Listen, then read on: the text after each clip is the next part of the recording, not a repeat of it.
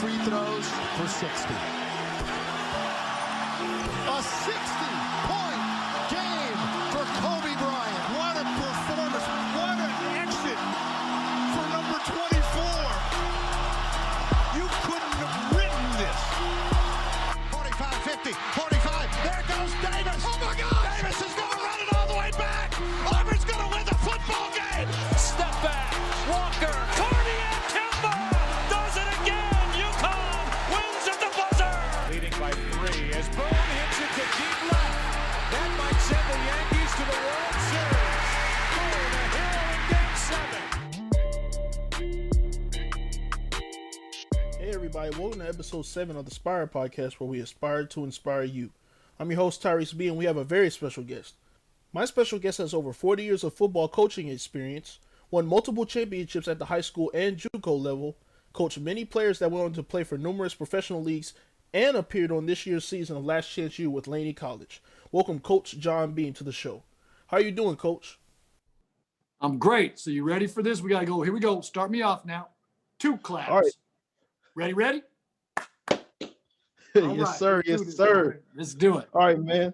All right, Coach, let's start from the beginning, man. Where are you from? Or where are you originally from? So I grew up in San Diego, California, lived there most of my life. You know, I spent 4 years in Japan when I was a kid. You know, my dad was in the Navy. But, you know, kindergarten through, you know, JC, really, I was in San Diego. So that's where I grew up. Oh, man, that's what's up. You know, I can relate, especially with my pops being in the Army. He taught us discipline from a very young age. He ran the house with an iron fist, you know, do what I say when I do it, you know, stuff like that. So I definitely can relate to that. But let's talk about your childhood, man. When did you start playing, you know, the sport of football? Did you start during that time, or did you start later on, you know, in your career?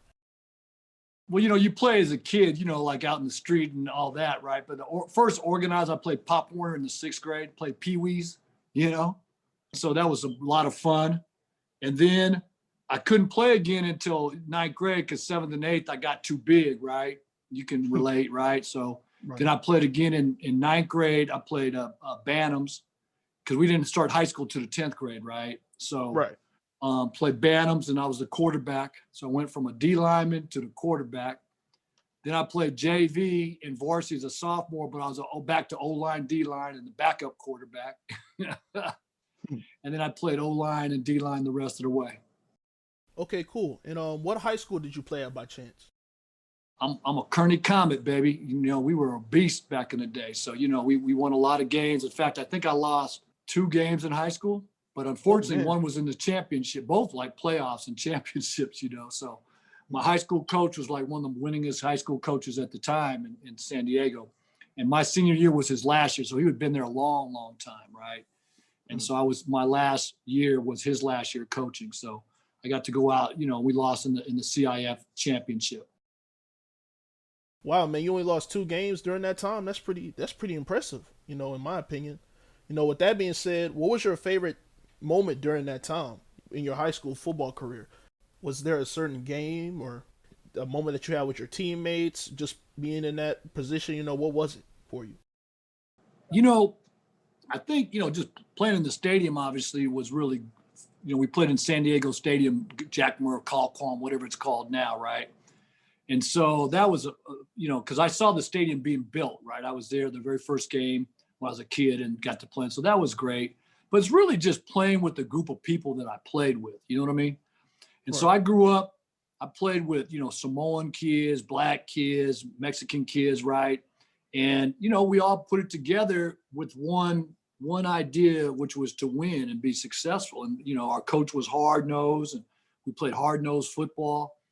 And, you know, it was way that things happen, right? I mean, the one thing I would say, though, that difference is my coach was really hard, but he didn't really have a relationship with us off the field. You know what I mean? That was the assistant coaches did all that.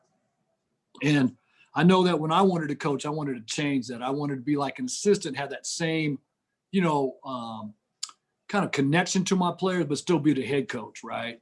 So that was good. That was one of the things I wanted to do, and I think I've done a good job of that as a head coach. Man, you've been a great coach. And since we're talking about coaching, let's go into your career, man. I believe you got your first start in coaching in 1979 at a high school in San Diego, and you were offensive tackle coach. What was the name of that school by chance?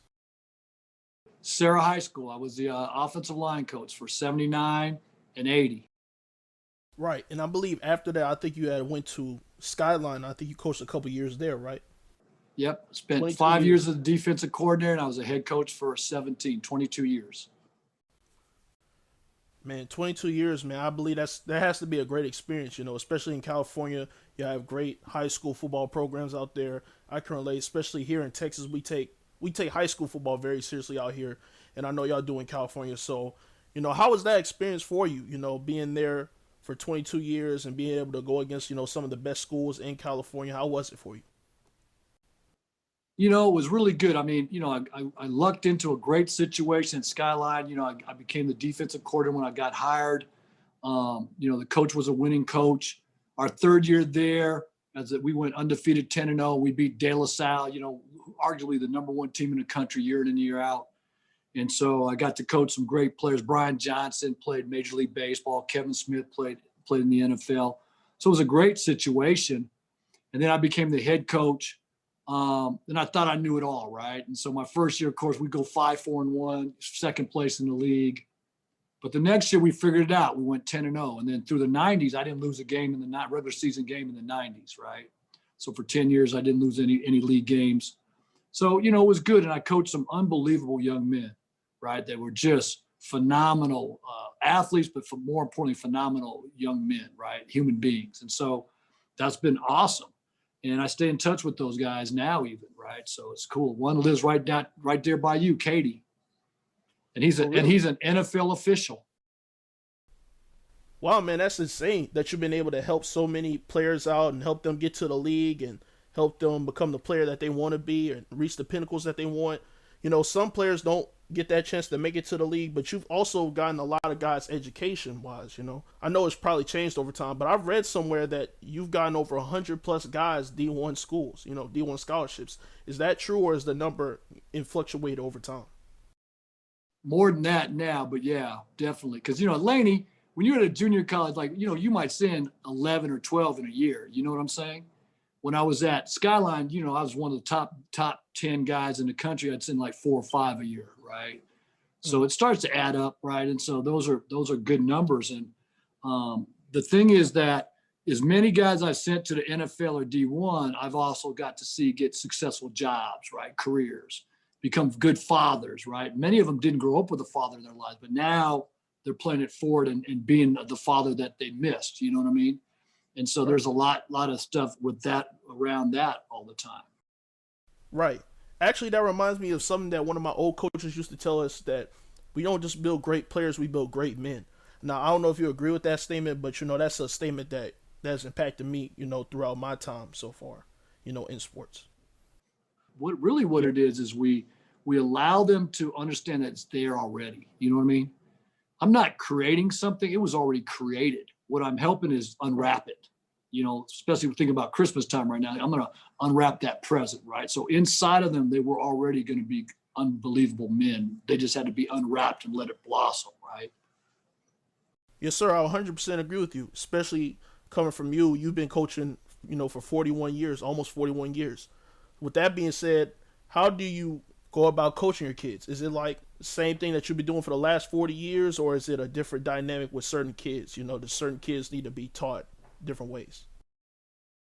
You know what? I think you try to keep it, you got to have some basic things that are like non-negotiable, right? But then you also got to understand that some kids come with a little bit different backgrounds or their other struggles sometimes, right? And you got to be cognizant of it. But I don't change on, or I don't compromise. You got to be there every day, right? You're not there, you don't play. I mean, I understand that you have a problem, but let me help you with your problem, but not during my time. You know what I mean? And so you deal with that. Or you read, like, some people need to be pushed really hard, right? You got to get in them, Other guys need to be reasoned a little bit differently, like maybe there was a young man that we had, really intelligent, went to University of Oregon, was a big time player, but he had been kind of from an abusive family. So yelling and stuff really shut him down, right? I mean, he went the opposite way. So I didn't curse at him. I didn't yell at him, but I just told him, look, this is it. Like, when I talked to him, I said, okay, I'm not playing with this. This is what I expect. You understand this. If you don't do it, you don't play. We simple and we move forward. We don't have a problem. I don't have to have an attitude. Other guys, sometimes you got to stay on them. I mean, you're constantly nagging at them, basically. Hey, you got to do this. Come on, what is wrong with you, brother? I'm offering you $50,000, right? Because that's what an education's worth, right?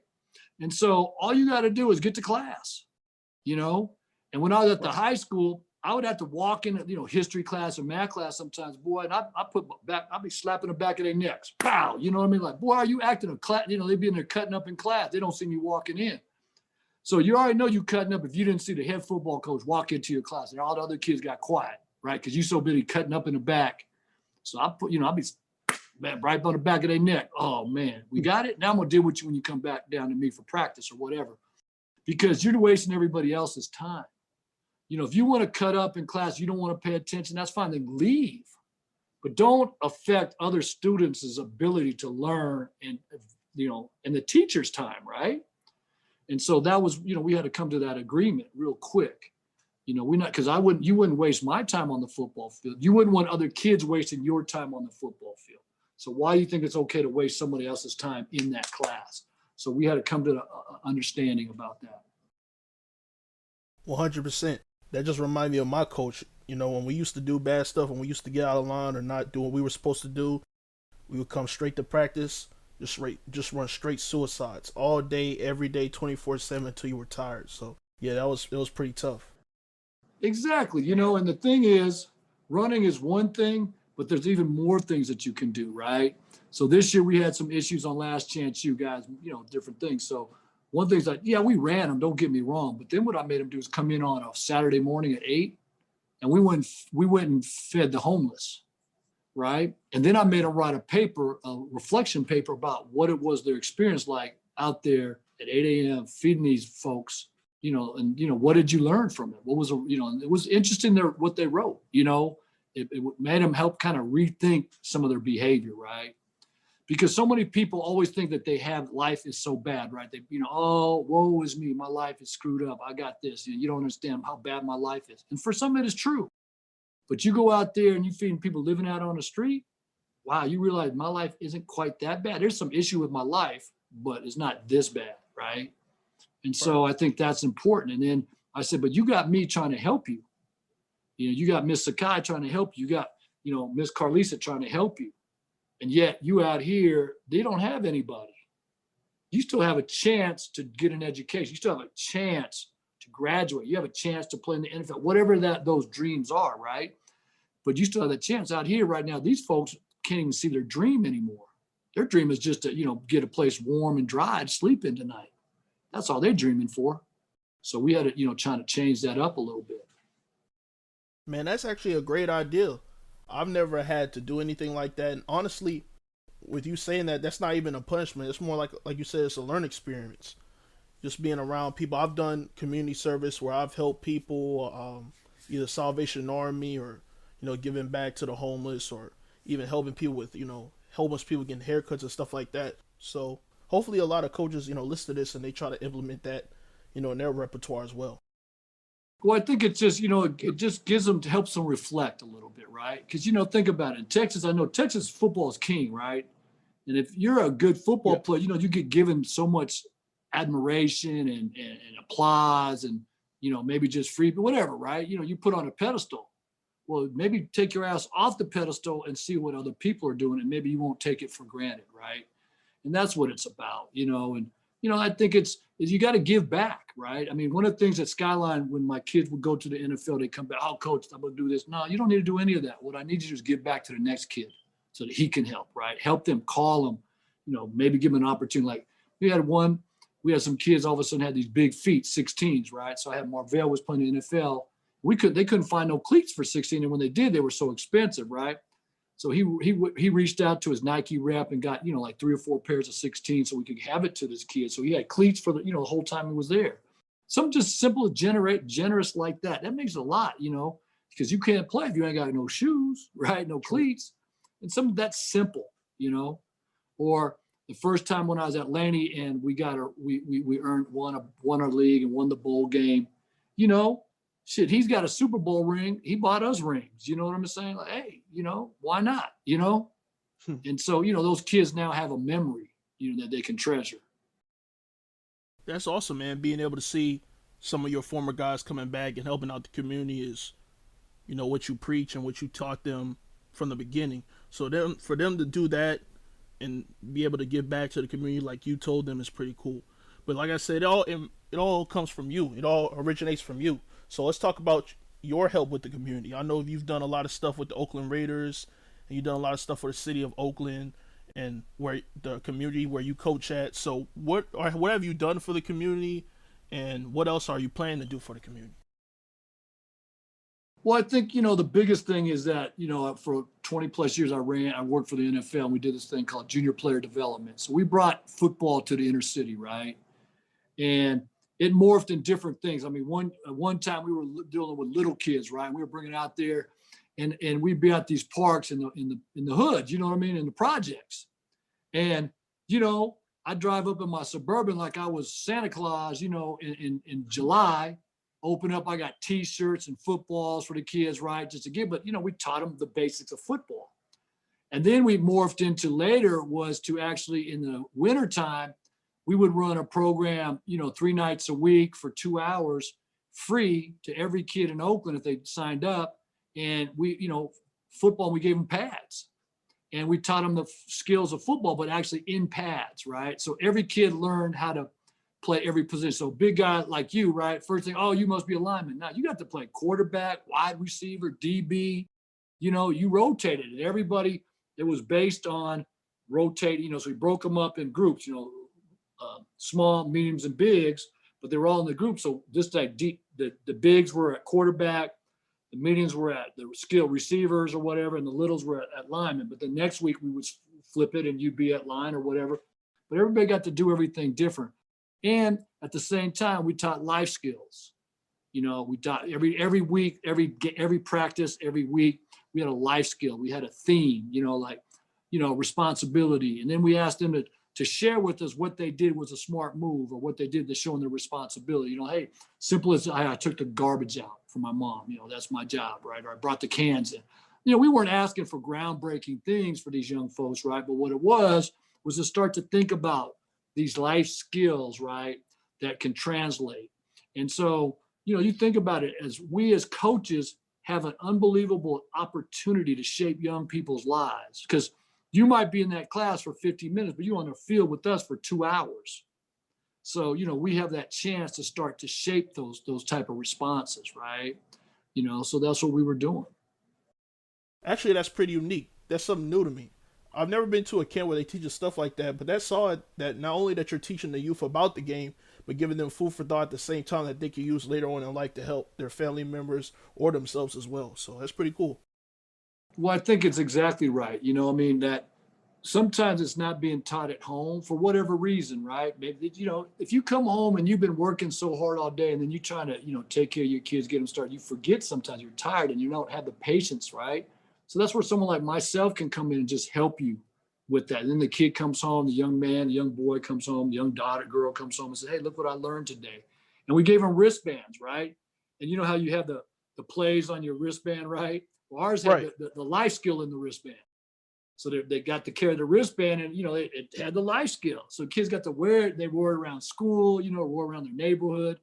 Again, it was a great way to reinforce those things. Okay. In addition to that, is there like a go-to inspirational or motivational quote that you use at the end of your camps to bring it on home?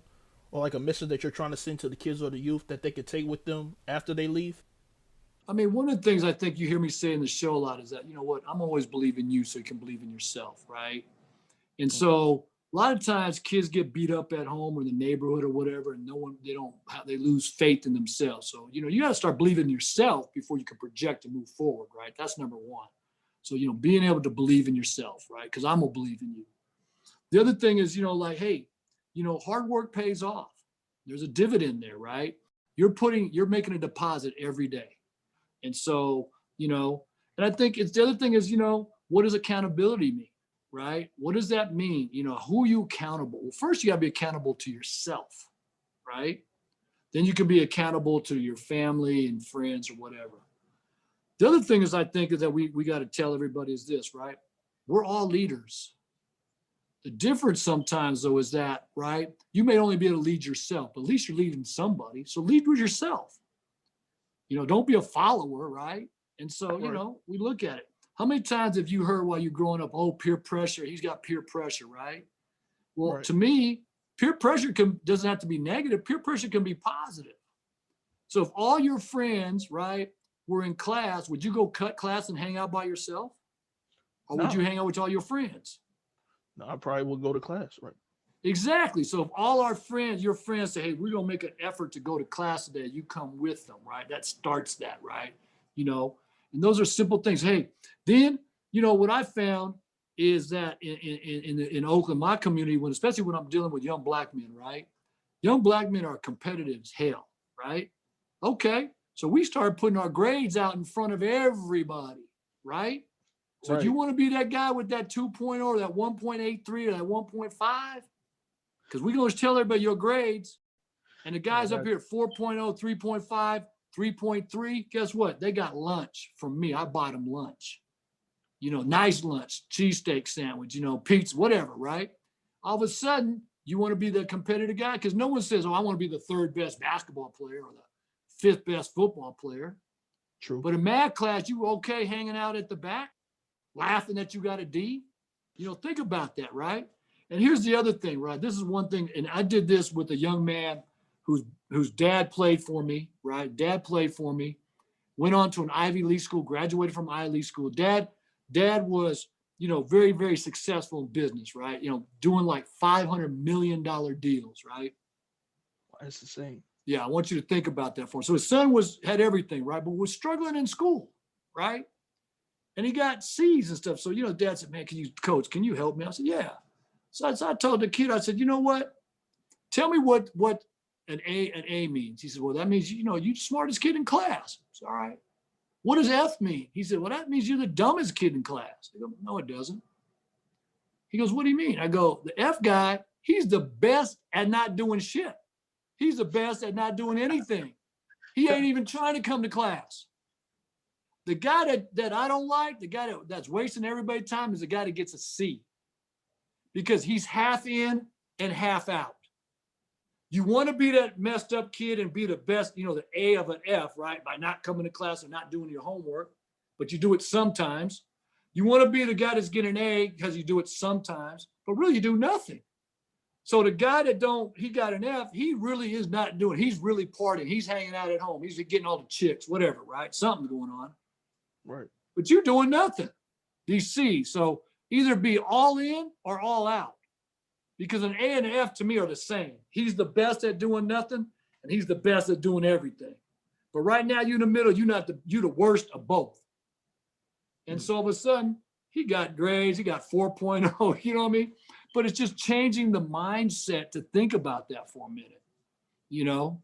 And so I think that's really important. We limit ourselves, right? And so when I was growing up, my dad said, you need to get a 3.0 so you want to play sports. Okay. I got a 3.0. I didn't get no higher, no lower. My dad would have said I need a 4.0 or 3.0. I bet you I'd have got that. But, you get a 3.0, you're going to get a car. Okay, I got a 3.0. I get 2 A's, 2 B's, and 2 C's. Well, that didn't really help me. Say do the best you can, right? Don't put a limitation, right? We limit ourselves. So don't ever limit these young people, right? If we're going to inspire that they can do they can be anything they want, but let's help them show them how to do that. Let's make sure we open those doors to them. Exactly, 100%. That's how it's supposed to be. I remember when I grew up, I used to bring grades home. I used to tell my parents I got B's and C's, and they would be okay with it, but they knew I could do so much more in my classes. So that's the goal, to push yourself into doing the best you could possibly can so you can reach the goals that you actually want. Hey, y'all. Thank you for listening to the first part of this episode. If you would like to finish our episode, please go to our website, Spotify, Apple Podcasts, and Anchor by clicking the links down below. If you are new as well, like, comment, subscribe, and hit the notification bell as well. Until next time, stay safe and stay inspired.